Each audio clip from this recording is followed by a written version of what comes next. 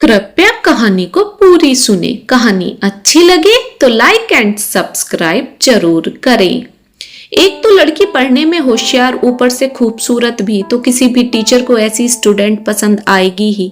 मेरे साथ भी कुछ ऐसा ही हुआ। मैं पढ़ने में ठीक ठाक थी, इसलिए पापा ने मुझे दिल्ली यूनिवर्सिटी में प्रवेश दिलवा दिया।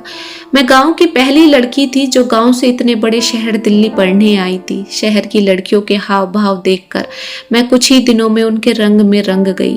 क्लासरूम में मैं अपने चेहरे पर एक रुमाल से ढककर अपने सर को कुर्सी से टिकाकर सो रही थी। तभी टीचर ने आकर डेस्क पर डस्टर बजाया। मेरी झट से आंख खुल गई, लेकिन सामने जो देखा फिर कहीं और देखने की जरूरत ही महसूस नहीं हुई।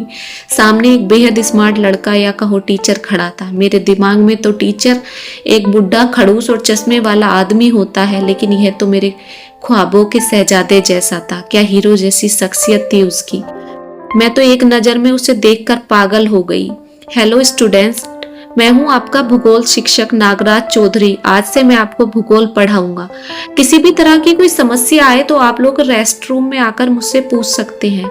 क्या भारी भरकम आवाज थी उनकी। अपना लेक्चर पूरा करके नागराज सर चले गए। मैं तो सिर्फ बर्फ का बुत बनी बैठी रही। ये तो जाने कितनी लड़कियों की जान लेकर मानेगा।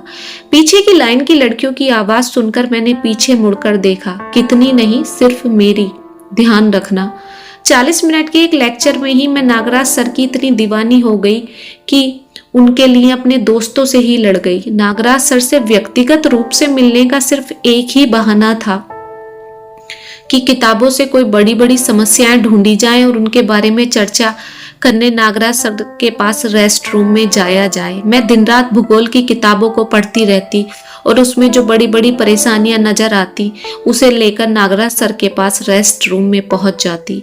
मुझे पढ़ाई के लिए इतनी गंभीरता देखकर नागराज सर बहुत प्रभावित हुए, मगर वो क्या जाने मेरे दिल में क्या खिचड़ी पक रही है।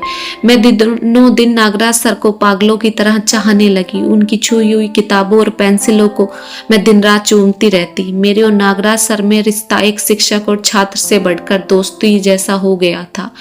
मैं कभी भी नागराज सर से पार्टी मांग लेती और वे भी खुशी खुशी मुझे कॉलेज की कैंटीन में पार्टी दे दिया करते। मेरा और नागराज सर का स्वभाव बिल्कुल विपरीत था। मैं बहुत बातूनी और चुलबुली और नागराज सर एकदम शांत और कम बोलने वाले थे। वो कहते हैं ना, विपरीत स्वभाव वाले एक दूसरे की तरफ ज्यादा आकर्षित हो जाते हैं। एक रोज मेरे जन्मदिन की पार्टी में मैंने नागराज सर को होटल में बुलाया। लाल रंग का लिफाफा नागराज सर ने मुझे तोहफे के तौर पर दिया। सैफाली, अगर यह तोहफा मंजूर हो तो जवाब लिखकर मुझे लौटा देना, अगर ना मंजूर हो तो जला देना। मैं तभी वो लिफाफा खोलना चाहती थी, मगर सर ने मुझे बाद में खोलने को बोला। हम दोनों ने खूब अच्छे से पार्टी एंजॉय करी और अपने अपने हॉस्टल आ गए। हॉस्टल आते ही सबसे पहले मैंने वो लिफाफा खोला। लिफाफे में सर ने अपने दिल का हाल लिखा था कि वे मुझे बहुत पसंद करते हैं, लेकिन हम दोनों के बीच एक शिक्षक और स्टूडेंट की मर्यादा की दीवार खड़ी है। उन्होंने मुझे अपनी पुरानी जिंदगी के बारे में भी बताया कि वे एक तलाकशुदा व्यक्ति हैं, जिसे पढ़कर मेरी खुशी का ठिकाना नहीं रहा, क्योंकि मैं तो सर को शादीशुदा समझती थी और सोचती थी कि इनके तो एक दो बच्चे भी होंगे। मगर रास्ते के सारे कांटे एक बार में ही साफ हो गए। मैं दौड़ी दौड़ी नागराज सर के हॉस्टल में पहुंची। नागराज सर किसी लड़की से फोन पर वीडियो कॉल कर रहे थे। कौन लड़की है ये सर?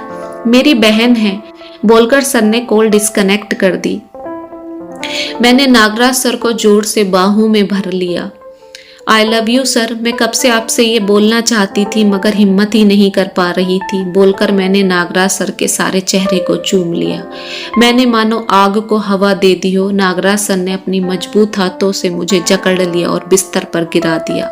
आज मैंने नागराज सर का वो रूप देखा जिसकी मैंने कभी कल्पना भी नहीं की थी। एकदम शांत और सीधा साधा व्यक्ति बिस्तर पर इतना उग्र होगा मैंने सोचा भी नहीं था। मुझे दर्द देकर उन्हें बहुत मजा आ रहा था। अब यह सिलसिला रोज चलता। मुझे भी इसकी आदत हो गई थी। 2 साल तक मेरे और नागराज सर के बीच शारीरिक संबंध बरकरार रहे। एक रोज मुझे नागराज सर पूरी यूनिवर्सिटी में नहीं दिखे, ना ही उनका नंबर लग रहा था। मैं बुरी तरह परेशान होकर उनके ऑफिस में पहुंच गई। बाहर दरवाजे पर चपरासी बैठा था। मैंने उससे पूछा, सर कहाँ हैं? चपरासी ने जो जवाब दिया उसे सुनकर मैं सन्न रह गई। अरे मैडम, आपको नहीं पता क्या नागराज सर ने यहाँ से इस्तीफा दे दिया है? क्योंकि उनकी पत्नी के बच्चा होने वाला है ना, अब वो वहीं नौकरी करेंगे। पत्नी बच्चा सुनकर मैं चकरा गई। नागराज सर शादीशुदा थे? मैंने चपरासी से पूछा। और क्या मैडम, बिना शादी के ही बच्चा हो गया? पिछले साल ही तो शादी करी है नागराज सर ने, 1 साल में ही भगवान ने सुन ली। देखो, मतलब मेरे साथ रिश्ते में रहते हुए उन्होंने शादी कर ली और मुझे भनक तक नहीं लगने दी। उन्होंने सिर्फ मेरा इस्तेमाल किया और मैं प्रेम में पागल अपना सब कुछ उन्हें न्यौछावर कर बैठी और सिर्फ प्यार का इस्तेमाल करते हुए प्रेम को हवस का नाम दे दिया। इस सब के बाद मैं बुरी तरह टूट गई, लेकिन मैंने अपने आप को किसी तरह संभाला।